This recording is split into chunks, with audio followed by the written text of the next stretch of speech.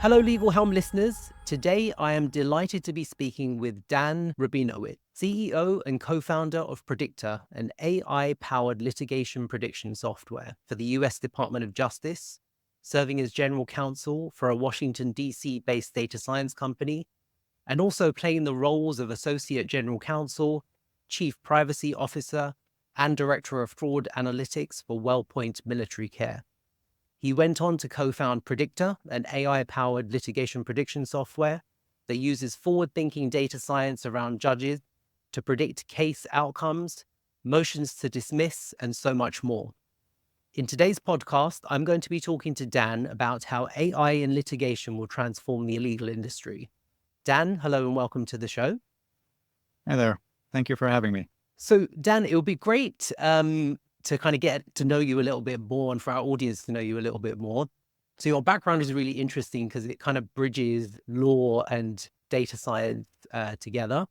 I'm really interested to learn about your journey that led you to Predicta and what initially sparked your interest in AI for legal prediction.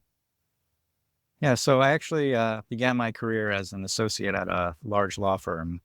And I still remember vividly, I was tasked with trying to, if you will, predict or forecast a particular judge's ruling on a motion to dismiss in a product liability case. And the direction was to pull all of the cases that the judge had written an opinion about as it relates to motions to dismiss. And needless to say, there were only, maybe a dozen, and most, if not all, were irrelevant to products cases. Of course, though, as an associate, you're tasked by the partner who presumably has had the conversation with the client. So, go ahead and draft the memo. But at the same time, it struck me that there must be a better way to understand the judge. And of course, prior to going through that exercise, we had done extensive research and briefing on the motion to dismiss itself. So, there was this critical component, the judge, that was ultimately going to read and hear the arguments. And yet we were left at a huge disadvantage in terms of determining or forecasting the outcome of the particular judge. And, that's always the case. And yet it's this black box. Everything else, as it relates to litigation, there's a lot of transparency. But here there was almost no transparency. Now, if you will, fast forward to, when I'm at the data analytics company, and then even before that, I'm exposed to other technologies in the legal space. And you just get this sense at some point that the legal space is significantly lagging behind the commercial space. So that means that it isn't that you need to create something specific for legal. Of course, whatever technology you have, it has to be tailored for legal. But, you're sitting in 2010, 2015, and you realize like the advances in technology that we've had in the last 10 to 15 years. And yet when it comes to legal, the best we could say at the time is that we've slightly improved e-discovery. But, none of the transformation that we saw in the general commercial space really seemed to bleed into legal.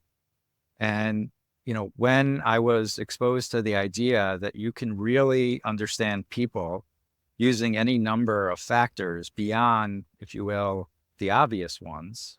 So it struck me that the same might be applied for judges. So rather than looking at simply the exercise that I went through, the limited number of opinions, there has to be a way for us to better understand judicial behavior. And if you will, a model for this might be Google or Netflix or any of the services that we use that seem to have this uncanny ability to predict or forecast what we want to watch next or what we want to buy next or where we want to travel next. And yet none of that was being deployed in the legal space. Now, at the same time, there was this idea that you could use some form of statistics about the judge in order to glean what they'll do in the future. But that, if you will, suffers from the same, if not in some ways worse, than that exercise of reading the opinions. Because those statistics that are available now, or back then even, are limited in the sense that all they do is tally and sum the judge's total number of, for example, grants and denials. So if a judge, keep it simple, has 100 different decisions, maybe they only wrote opinions on 5 of those, but they have 100 decisions and they grant 65 out of that 100. That, of course, tells you nothing about your particular case. Because if all 100 of those are totally irrelevant, they involve smaller cases or just totally different types of attorneys or arguments, then those 100 not only are not helpful, but if you do decide to use those from a statistical perspective, that can actually lead you down the wrong path.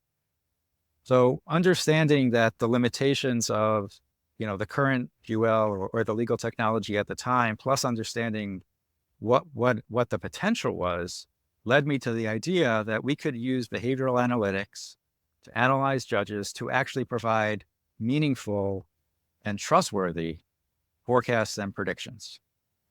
Fantastic. That's really, really interesting. Are you able to kind of elaborate on some of the other data points that you would consider that might influence predictions? Sure. So when it comes to judicial decisions, our analysis showed that the patterns that we can discern, and by we, I don't mean me or anyone on my team or any real human, it's the AI, if you will, that's able to go through massive data sets and find those non-obvious patterns. Those patterns are reflected in the attorneys and the parties and the interrelationship of that with the judicial biographical profile. So if we can look at, if you will, different attorney types and we can classify them and we can say, okay, this attorney worked for a firm that's based in New York that has, 1,000 attorneys, that has a certain number of, certain amount of revenue, against another firm that is, based in the Midwest, has 10 attorneys, so on and so forth. And then a similar exercise with the parties.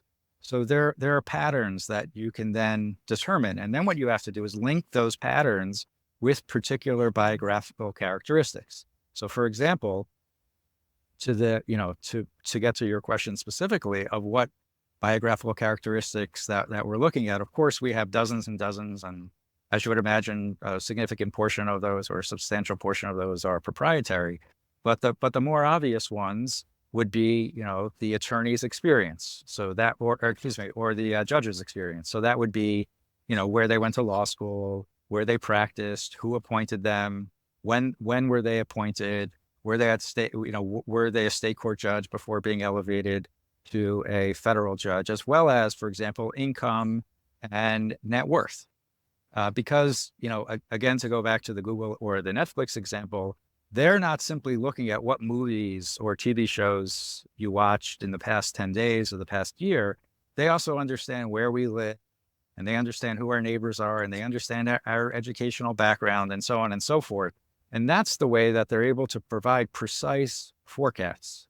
So it's the same when it comes to our exercise in the judicial characteristics. We want to look at the ones that are more linked to law, but then many others that are not obviously linked to the law. Fantastic. And what does that lead to in terms of accuracy? Like, what kind of accuracy are you seeing in terms of the prediction outcomes? So our predictive outcomes in terms of motions to dismiss is 85% accurate. And that is, it's important to emphasize, that is without regard to the facts of the law. Because what we're doing is separate and apart from what an attorney would do as it relates to research, as it relates to legal research, as it relates to discovery, fact-finding, and the like. We're wholly focused on the judge. So when we're focused on the judge, we assume that the attorney has done their job, if you will. And we want to now understand that argument or that brief or, that motion, how is that filtered through that human being? And therefore, we do not have to look at the briefs. We don't have to look at the complaint. Instead, when I say that we're 85% accurate, the only information that the user inputs is the case number. There's no further input on the user's perspective. And at that point in time, while we are running a real-time analysis, that does not include us analyzing the brief or any of the particular legal arguments. Got it. Excellent. So how are you seeing lawyers that are currently using Predicta's insights inform their litigation strategy today? Yeah, so there's a number of ways that our insights really influence strategy in a very meaningful way. So let's just sort of work our way through a case. So at the motion to dismiss stage, we can provide that prediction even before filing. So from a plaintiff's perspective, we can make an assessment either prior to filing or after the judge is assigned to tell them whether or not this case has a high probability of passing go, right? Passing the motion to dismiss, getting to discovery, where, of course, from a plaintiff's perspective, that's key to get a settlement or move beyond. Now, beyond the motion, and then on the flip side, for defense counsel, it's also, although many defense counsel always assume it makes sense to file a motion to dismiss, and there is some legitimacy in that position, right? You file a motion to dismiss, even if you've hired a big firm, it might cost you $60,000, $100,000. But at the end of the day, if that motion to dismiss is granted, that could save you tens of millions of dollars. But there is also a strategic advantage if you know the motion to dismiss will not be granted. That is, the motion to dismiss will be denied. In order to file that motion to dismiss, you have to disclose all the perceived limitations and faults in plaintiff's complaint. So if there is no actual benefit, in other words, if we can say with 85% certainty that this motion will be denied, you have to think hard, should I disclose that now and provide plaintiff with a roadmap of the areas that they need to correct, or where we're obviously going to be hitting them in discovery at the depositions and throughout discovery? Or do I hold that back? Do I move to an answer? Maybe I actually are very aggressive now because I want to get to discovery as quickly as possible. So unlike maybe a traditional piece of litigation where you have a big firm that delays, or I don't want to, not necessarily in a bad way, but, that they string things out, a large firm also has the benefit of nearly unlimited resources. So if they want to push to discovery very quickly, they can do that. And then they put plaintiff on the back foot. Plus they have this intelligence and they've, that they're holding back about where they're going to attack. Now that then moves into another, I think, two motion types that are also really important to have specific insight into how the judge will rule. The first that we provide is class certification. So class certification, of course, is game changing, right? If a class is certified, the entire tenor of the case changes. It shifts from defendant maybe getting out with a small settlement to there's going to be a massive settlement here. Plaintiffs' lawyers are rushing in to sign up as many plaintiffs as they can. Of course, if you're going to win that class certification motion, right, and it's going to be denied, from defense perspective, that's also a huge factor. Now they can either start settling cases or actually litigating cases to trial, depending on how they see that. Now, let's take the defense side. So you're involved in a case and plaintiff files a class certification motion. And at the same time, plaintiff comes to you and says, I'm willing to settle this case today for $25 million. So is that a good settlement offer or not? Well, if they're going to win the class certification, that might be a terrific settlement offer. If, however, they're going to lose that class certification, you may have just overspent by whatever factor that is. So if you use Predicta and you use our forecast that says the class motion is likely to fail, so then you push back on plaintiff's offer. Maybe you knock it down even further, right? Now, on the other hand, if you don't have that certainty, and presumably your client is, let's just say, very concerned about the pending motion, right? And you're trying to counsel them using actual intelligence, that's really hard to do. It's a coin toss at that point in time. I mean, yes, you can go to your arguments. Yes, you can go to the law, but we all know that two judges, you give them the exact same briefing, they're going to come out differently. How do you account for that? How are you so certain about a settlement offer at this point in time that, if you will, you're going to bet the house on it blindly, just by the facts and the law, when we know that those are non-predictive? Again, because different judges can come out differently, meaning that the facts and the law are non-predictive. So that's a great example where I think that you could really use this in a very, very strategic way, especially if you're on one side of the V and you're the only one that has been prescient enough to actually purchase our technology. And the other side, for whatever reason, didn't go down that route. And the same thing for summary judgment. Again, knowing you're going to win or knowing you're going to lose summary judgment, of course, has a huge impact on settlement. Also, when to file and how to file, whether or not you're going to push for trial, and so on and so forth. So certainly there are any number of strategic benefits to having this insight into and intelligence into what's going to happen next. Yeah, that's really interesting, and I think the cost management piece must be a real differentiator, because I think if I'm a lawyer leveraging the ability to be able to forecast costs and manage costs of the case, and I can show my client that, that would be a real differentiator and give the client some real value, I guess, from them leveraging a solution like Predicta. Hey John, how do I find out what we've invoiced my client? How can I view my outstanding WIP? How do I submit my expenses again? Do we have next Monday off? Monday off? It's exciting to have fresh faces at your law firm, but onboarding them takes a lot of time and a lot of energy when everyone is remote. You're busy enough as it is. Helm 360 has the solution. Just ask Termi, Helm 360's next level chatbot solution for knowledge management. Termi can answer many of your new hires' questions for you without distracting you or anyone else at the firm. This means fewer frantic emails, fewer help desk tickets, more time and more focused productivity for everyone at the firm. Working with Termi, you can have those eager new employees up to speed in a snap. They may never need to ask you a question again. Check out helm360.com/Termi to see Termi in action and find out how it can make onboarding new hires as easy as sending an email. Yes, and in fact, we have another capability that can be used to great effect for budgeting and, frankly, even for winning work. So when attorneys go in to pitch, to any client, inevitably, they're competing probably against a peer group that are similar to the offerings that they have, whether it be in terms of experience, whether it be in terms of, the level of resources they may have. So how do you differentiate yourself? So attorneys go in and they provide an estimate. Well, the case is going to cost $15 million to litigate this.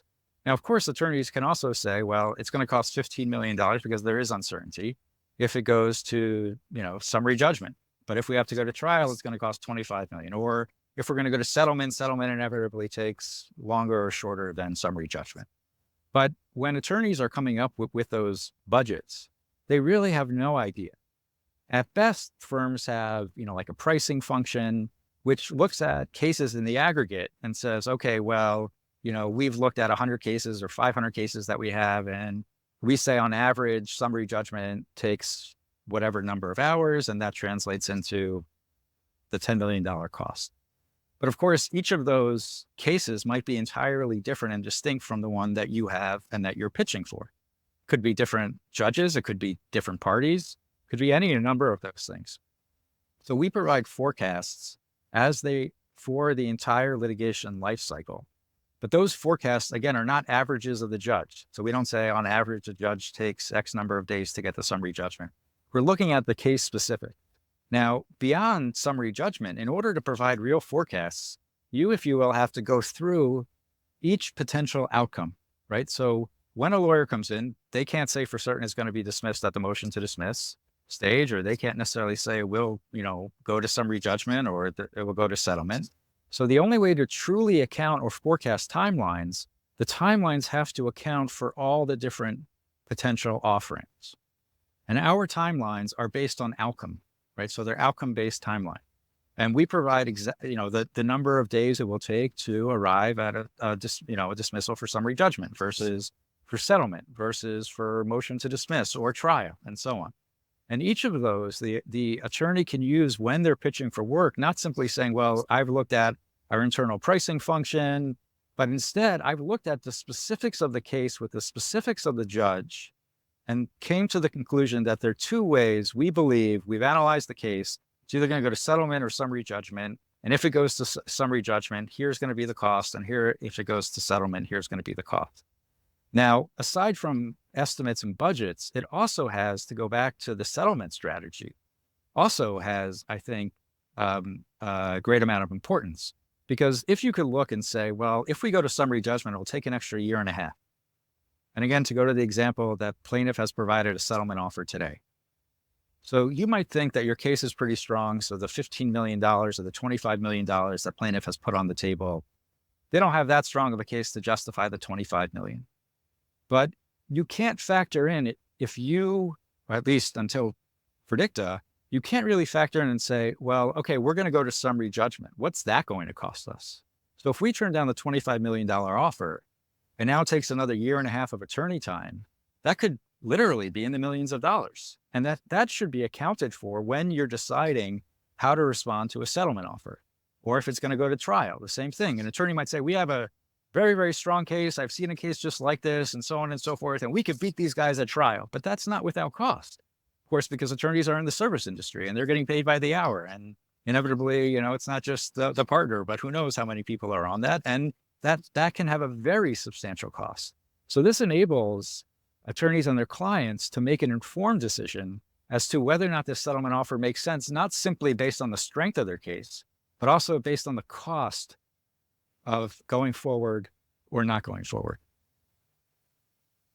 Yeah, no, it's huge. I mean, I was just talking to a firm about producing reports in the UK we have precedent H reports, right, that focus on budgeting and budgeting a case so that the client has visibility of what's happening. And what you're describing is amazing, because really a lot of that is, as you say, a little bit wishy-washy in terms of like what's actually going to happen in terms of outcomes, and really what it becomes the tracking and monitoring solution for cases going out of control from a cost perspective. But actually this provides you with insight, way ahead of time, right? To see what the outcomes are. So I can see that's got huge benefit and merit. Just as we're talking about AI and AI solutions, we can't talk about AI without talking about AI bias and AI bias in legal predictions. And I'm just wondering, how does Predicta address those kind of concerns and making sure that the algorithms that you guys are using are fair from that perspective? Right. So it's a great question. And, this problem, I think, has been really brought to fore, especially when we're talking, in this new form of AI with the generative AI and these hallucinations or false positives, if you will. And it's incredibly important that on the one hand, to recognize the value that there's certain capabilities that are just beyond us as humans. So there is, really, the humility, if you want to call it, or if you're looking at it the other way, being mercenary and taking advantage of everything you possibly can. So AI does have tremendous power, and it certainly should be deployed, and it should be part of any attorney's or, their client's arsenal. But how do we ensure that we don't have bias? How do we ensure that we're not getting the false positives? And one way to do that is by using massive data sets and then testing those data sets independently for accuracy. So what we don't do is simply take a small, if you will, segment of, let's just go with the judge's biography. We don't look at 5 factors. We don't look at maybe the 5 factors that people do think are somehow signals as to what the judge will do. We go so far beyond that. And then we incorporate additional factors that, frankly, and we're constantly incorporating additional factors to the extent that we have access to them, that we don't necessarily know that they will have an impact on. And we let the data tell us whether or not it has an impact. So we are agnostic as to what data we're using. And then what we're doing is, once we use that data agnostically, of course, then we're actually testing all of that for accuracy. So it's never in a vacuum. It's never simply like, we've arrived at something and we believe this to be, very, very meaningful. All of this is tested against tens of thousands of motions or hundreds of thousands of motions to ensure that can be replicated over and over again. And it's not only in terms of back testing, but of course, we're also doing forward testing. So we had an original data set that we built some of the models with, but over the years, we've acquired additional data, and we want to make sure that we have that consistency, both backward looking as well as forward looking. So it's really ensuring that the data that you have is large enough that it can account for biases, large enough that it can account for most of the edge cases, and then most significantly, that you're willing to test and verify that data. Yep, makes sense. So I just want to kind of move on to something that you kind of touched on earlier, I believe, which is about the legal profession being, let's say, a little traditional, a little bit maybe behind the times sometimes. So are you seeing any resistance to getting into a law firm and presenting a solution that is AI driven, such as yours? And if so, how are you overcoming that resistance? How are you educating firms that this is the way forward? Yeah, as you would imagine, there certainly is resistance here, I would say, on two levels. First, correct that, generally there is a conservative element to most law firms. And then secondarily, or perhaps almost primarily, because we aren't looking at the facts and the law, it's really difficult sometimes for attorneys to sort of seed that as it relates to predictions, right? How is it possible that we, Predicta, can do a better job of forecasting and predicting what a judge will do when this attorney has spent hundreds of hours looking at the facts and the law? So, of course, then we have to educate them and explain that what we're doing is not litigating a case. We're coming in and providing transparency where there's opacity as it relates to the judge and their particular preferences, predilections, and biases. And in order to get around that, the approach is not the law and the facts. The approach is to use well-established methods as it relates to predictive analytics, behavioral analytics. All of this has been used for over a decade, if not longer, in the commercial space. So, this is trustworthy, this has been tested, this has been deployed, this is used in everyday life. So that's an approach that we have as it relates to that conservative street. The other part of the ego, if you will, right, that the lawyer can do this already, that's where we show our accuracy, that we can actually go back and demonstrate over hundreds of cases that we are accurate. I had a very interesting experience where I was working with a plaintiff's firm, and they were skeptical of, our ability to predict outcomes versus how they view cases. And of course, this was a very large plaintiff's firm, and they're self-funding most of these cases, so it's their dollars on the line. And they provided a list of the 25, recent cases. And sure enough, we predicted 21 out of 25 correctly. Whereas out of those 25, 11 of those were dismissed. So to put it another way, only 14 of those were successful. So it's pretty much slightly better than a coin toss. So they're risking millions, tens of millions of dollars on again, slightly better than a coin toss. So that really, I think, hammers home the point that however adept we believe we are at assessing people's personality, inevitably, we are unable to do that at a degree that AI can. And, at the end of the day, part of this comes down to also the idea that whether or not these attorneys want to step into the AI realm, understanding that if their opponent, like, for example, when I was discussing that class case, the example of class certification, if their opponent has that information and they don't, they're at such a disadvantage. They don't know whether or not to push for settlement. They don't know whether or not to, decline what seems to be a very reasonable settlement offer. But their opponent does. Their opponent has that information. They have that intelligence. And to be without that is just at such a disadvantage. And whether or not you believe, quote unquote, in the product, or whether or not you really want to get into the AI game, that's not where you can be any longer. It's there. And your opponent or their opponent will certainly have it at some point in time. And then moreover, what we did when we designed our technology or the user interface, having practiced as a lawyer and having been at a large firm where there's, of course, a quote, minimum billable hour expectation, which is, never really what you should shoot for. When the firm would deploy new technology that they would push out, it was incredibly frustrating because inevitably it would be some technology that maybe someone that wasn't even a lawyer decided it would be very valuable. And you had to spend hours understanding it. And then each time there was inefficiencies built in when you had to use it. So our user interface is designed to be incredibly simple. It gives you the answers immediately. There's no additional calculations that the attorney has to make. There's no parsing of the data. There's no further filtering. You don't have to run through 5 or 10 filters or do 10 iterations. As I said, we do all the work, or we've done all the work in building the models and then pulling in the information about a case. And then we provide our clients with what they want, which are forecasts and predictions, not a statistical exercise. Fantastic. And so if I'm a law firm listening to this right now and I'm thinking, okay, but this must be quite complicated to get up and running on, can you talk us through what does it take to actually get started on the platform and how easy is it to adopt for a law firm? So as I said, it's designed to be intuitive.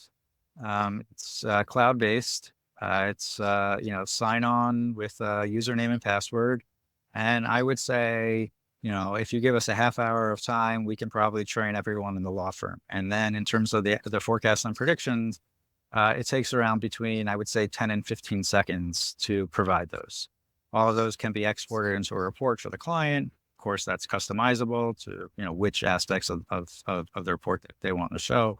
But in terms of usability, in terms of integration, in terms of training, again, having practiced as a lawyer, we actually spent a considerable amount of time on specifically ensuring that the user interface was as intuitive as possible and the learning curve would be as low as possible.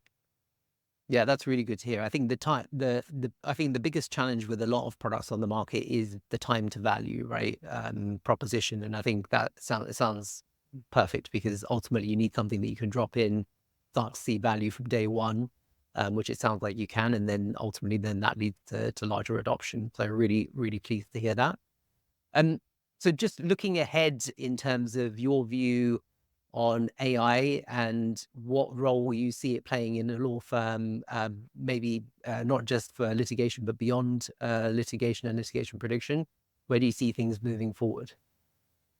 Well, I think there are two classes of AI. One class of AI is the class that creates efficiencies, right? So let's say contract drafting or any repeatable or quasi-repeatable tasks. And today, some of those seem too complex to necessarily cede them to AI.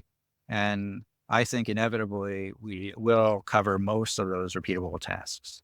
Now, I actually think that that's a net positive for law firms. If you go back to when e-discovery was being pushed out, lawyers were up in arms that, it's going to take away jobs. It's going to, make the process more complicated. This is not good for the practice of law.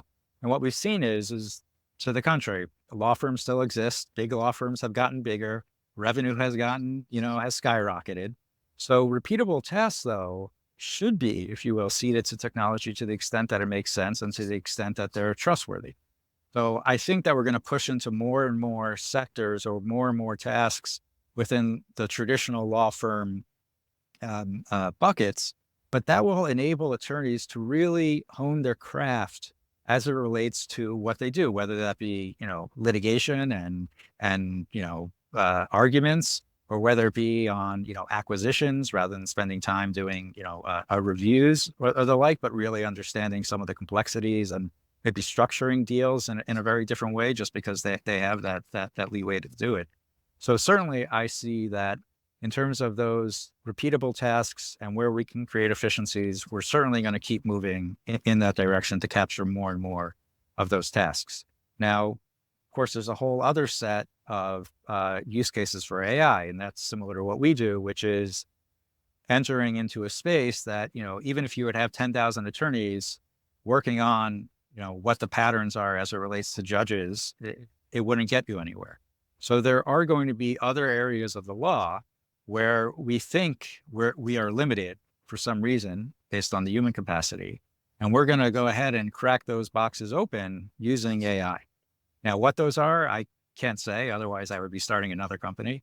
But I'm certain that there are other use cases beyond simply the efficiencies and areas within the law that we can just enable and empower lawyers to get to spaces that they otherwise could not. So just to be clear, you're not building a pre-crime prediction solution like Minority Report, right? No, I am not building a Minority Report. Although I was lucky enough when I was an intern that where they were shooting part of Minority Report, I was able to watch Tom Cruise walk through, and they actually had transformed the area. It was in Washington, D.C. They had taken all the signs that they had, placard, throughout the walkways and changed them into those screens where, they would play your face and give you that really creepy feeling. But no, we are certainly not going to go to Minority Report, nor, and I think this is important sometimes for attorneys, nor is our prediction determinative, right? So there's a difference between a prediction that something will happen a particular way and then determining that that is the way that therefore it will occur. So we are not simply saying that a judge must go this way. We're simply saying, based on the data and based on parsing through the signal from the noise, this is what our predictive models say. That makes total sense. Dan, it's been fantastic talking to you about this subject. Really, really fascinating. I have a couple of wrap-up questions, if I may. The first of which being, if you could borrow Doctor Who's time machine and go back to Dan at 18 years old, what advice would you give him? Be more open to opportunities earlier on and not necessarily go with, if you will, what people view as traditional. Traditional is great, but other opportunities should always be at least examined, if not seized upon. And I think that can, even if you don't necessarily go in that direction at that point in time, it can inform subsequent decisions and subsequent life experiences. Fantastic advice. And your favorite travel destination so far? That's a hard one. I actually travel a lot. And the travel destination I'm going to provide you is probably, I would assume, the only one that you're going to get on your podcast. And that is my favorite city right now is in Lithuania. It's the capital of Lithuania, Vilnius, which happens to be a beautiful city, very small. They still have an old town that's very picturesque. Yeah, fantastic. That's definitely a new one for the podcast. So yeah, I'll add that one to the bucket list for sure. Dan, it's been a pleasure talking to you today. Thank you very much for sparing your time to talk to us. It was really informative. Thank you. We hope you enjoyed today's episode of The Legal Helm. Thank you as always for listening. If you enjoyed the show, please like and subscribe on iTunes or wherever you get your podcasts. It really helps us out.